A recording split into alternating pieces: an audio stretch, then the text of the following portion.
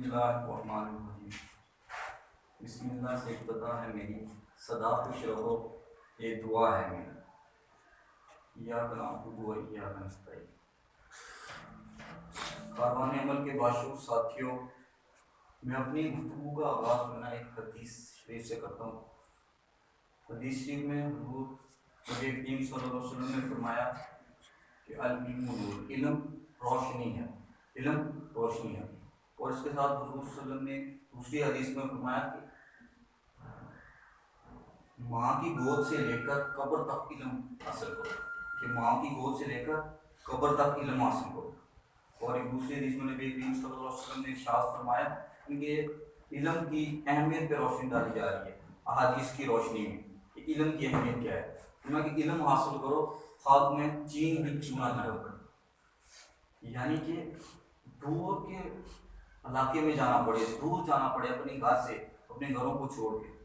उस ज़माने में या पिछले ज़माने में जो गुजर गया जो है, आजकल तो हम जहाज़ पे चले जाते हैं या घर घर तलीम आम हो गई है। उससे पहले जो तलीम थी वो दूर दूर दराज इलाकों से जाके हासिल करनी पड़ती थी।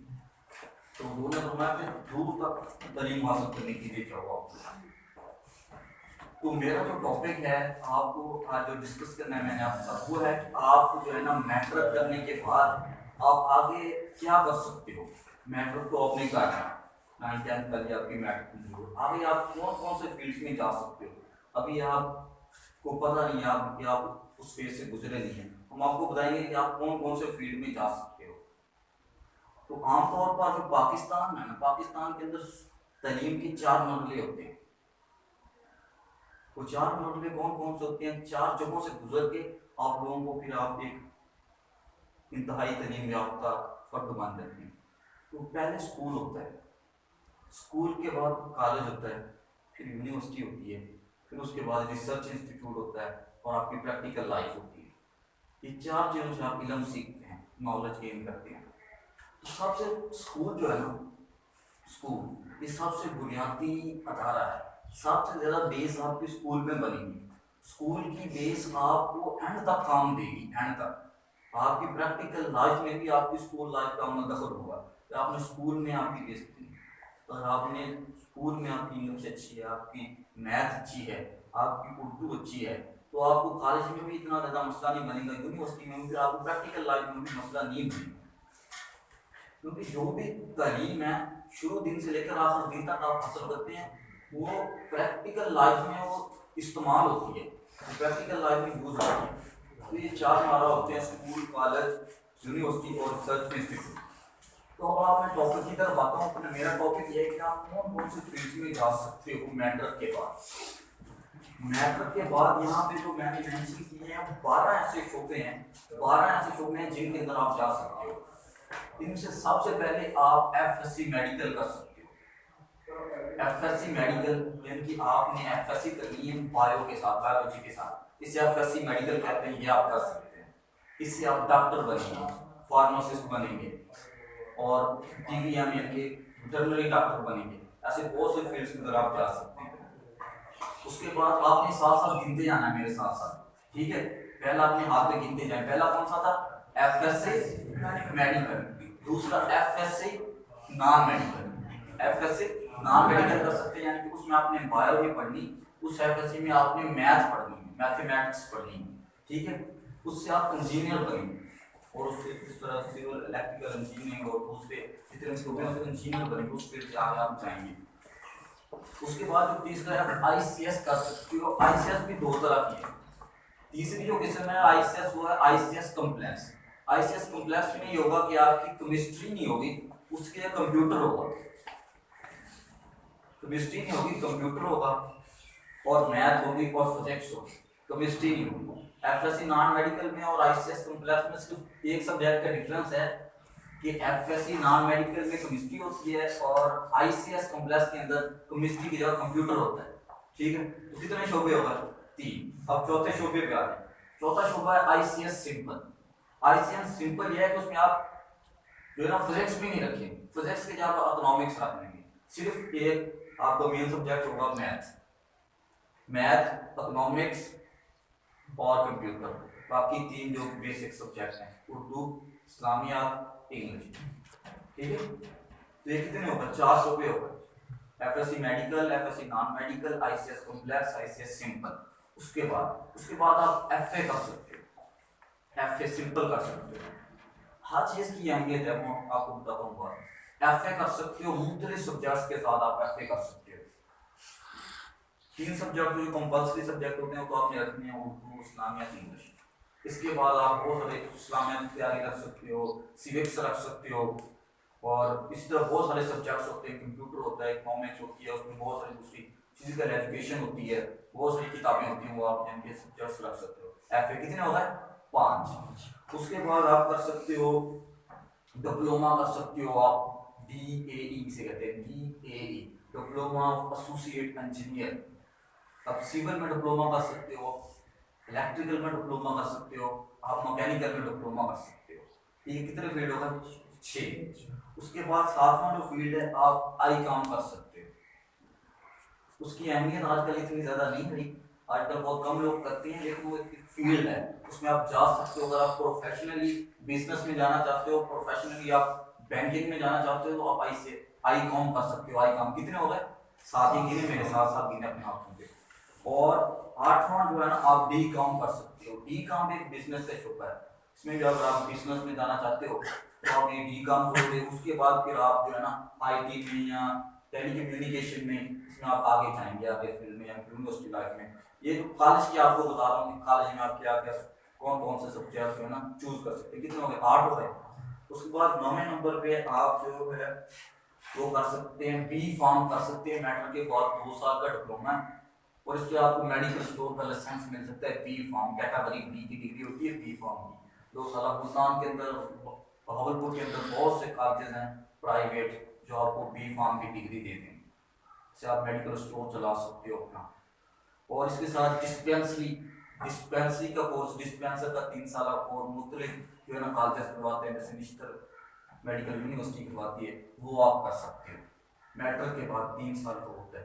वो डिस्पेंसर होते हैं, उनको जो ना पैरामेडिकल स्टाफ होता है, तो डॉक्टरों के अलावा स्टाफ होता है उसके अंदर, हॉस्पिटल के अंदर, उसमें आप जो है ना जा सकते हो, जॉब कर सकते हो। अच्छा, ये 9 हो गए। उसके बाद 10वें नंबर पे आता है वेटरनरी डिप्लोमा। आप ये जानवरों के जो डॉक्टर होते हैं, इनका डिप्लोमा कर सकते हो 2 साल का मैट्रिक के बाद। ये भी यूनिवर्सिटीज ऑफर कर रही हैं। कितने हो गए, 10 हो गए। ठीक है, ये 10 शोबे होगा जिनमें आप जा सकते हो। उसके बाद 11वां शोबा आता है VTI का, टेक्निकल एजुकेशन का। ठीक है, VTI से आप सर्वेयर का डिप्लोमा कर सकते हो, कोरियर का डिप्लोमा कर सकते हो, कंप्यूटर का डिप्लोमा कर सकते हो 1 साल का, और क्लिनिकल असिस्टेंट का डिप्लोमा कर सकते हो। ठीक है, तो कितने शोबे हो गए, 11 VTI से। इसका भी आपको एक्सपीरियंस होगा, प्रैक्टिकली आप काम करेंगे तो आपको जॉब मिल सकती है। उसके बाद 12वीं चीज़ है, वो आप जो है ना दर्स निज़ामी कर सकते हैं, आप आलिम बन सकते हैं। आलिम बनने के बाद आप 8 साल पढ़ेंगे दर्से में। ठीक है, आप दर्स निज़ामी कर लेंगे। दर्स निज़ामी जब हो जाएगा, उसके बाद आप MPhil कर सकते हैं किसी भी सब्जेक्ट के अंदर। उसके बाद तो इस तरह MPhil जब आप कर लेंगे, तो फिर आप MPhil अरबी, अगर PhD अरबी कर सकते हैं, PhD इस्लामियात कर सकते हैं, तो इससे आप आगे जा सकते हैं। तो ये मैंने आपको 12 शोबे गिनवा दिए। कितने शोबे गिनवा दिए, 12। ये 12 फील्ड्स के अंदर आप जा सकते हो मैट्रिक के बाद। दोबारा गिनवा देता हूँ, FSC medical, FSC non medical, ICS complex, ICS simple, FA, DAE diploma of associate engineer, ICOM, DCOM, B pharm, veterinary diploma, और 1 ईयर डिप्लोमा VTI से, वोकेशनल ट्रेनिंग इंस्टीट्यूट से, और आगे दर्स निज़ामी मान। अच्छा, आपने अपनी फील्ड का इंतखाब कैसे करना है, ये बात सबसे है। आपने अपनी फील्ड का इंतखाब करना है अपने इंटरेस्ट पे, कि आपका इंटरेस्ट किस चीज़ पे, इंटरेस्ट पे और अपनी काबिलियत पे। अपनी इंटरेस्ट है किसी चीज़ के अंदर, लेकिन आपके अंदर उतनी काबिलियत नहीं है, तो आप उस फील्ड में जाकर फिर सफ़र करोगे, आप उसमें आगे नहीं जा सकते। बहुत से वालिदैन अपने माँ बाप जो है शौक से अपने बच्चों को वो रखवा देते हैं एफएससी मेडिकल। एफएससी मेडिकल का तो इतना ट्रेंड चल पड़ा है कि हर बंदा कहता है कि डॉक्टर बन जाओ, इंजीनियर बन जाओ, एफएससी मेडिकल और नॉन मेडिकल का। लेकिन ये जरूरी नहीं है कि हर बंदा, जो बंदा कमजोर है जिसके मैटर में 600 500 या सप्लियों से बड़ी मुश्किल से सप्लियां पास करके वो पास हुआ है, वो उसे बेहतर एक एफए कर ले। एफए के अंदर आगे जाके, एफए के बाद वो आगे यूनिवर्सिटी में जाके वो अपना बीएस इंग्लिश कर सकता है, बीएस उर्दू कर सकता है, बीएस इस्लामियात कर सकता है, बीएस मुतालिया पाकिस्तान कर सकता है, बीएस जियोग्राफी कर सकता है। वो जरूरी तो नहीं है कि आपने सिर्फ एफएससी करनी है, ठीक है। तो दूसरी बात यह है कि आपने अपने खर्चों को भी मद्देनजर रखना है, ठीक है। आप जब आगे जाएंगे कॉलेज लाइफ में तो आपके एक्सपेंसेस काफ़ी ज़्यादा होंगे बनिस्बत स्कूल की, तो आपने अपने खर्चों को मद्देनजर रखना है, ठीक है। और दूसरे कुछ लोग मुल्तान बहावलपुर चले जाते हैं। मुल्तान बहावलपुर आपने नहीं जाना, क्योंकि लोग बाहर जाते हैं जब स्टूडेंट अपने वालिदैन की जो है ना, जो वालिदैन की वजह से चले जाते हैं, दूर चले जाते हैं बहावलपुर या मुल्तान, तो एफएससी लेवल पे, कॉलेज लेवल पे वो वहाँ पे जाकर इसी तरीके से नहीं पढ़ सकते, क्योंकि उनके वालिदैन के, उनके ऊपर वालिदैन की ज़ेरे निगरानी उन्हें पढ़ना चाहिए। तो यहाँ पे दुनियापुर में आप पढ़ें, बेहतर ये नज़दीक पढ़ें अपने इलाके के, तो आपके खर्चे भी कम होंगे और आप लोग जो है ना अच्छे तरीके से पढ़ भी सकते हैं।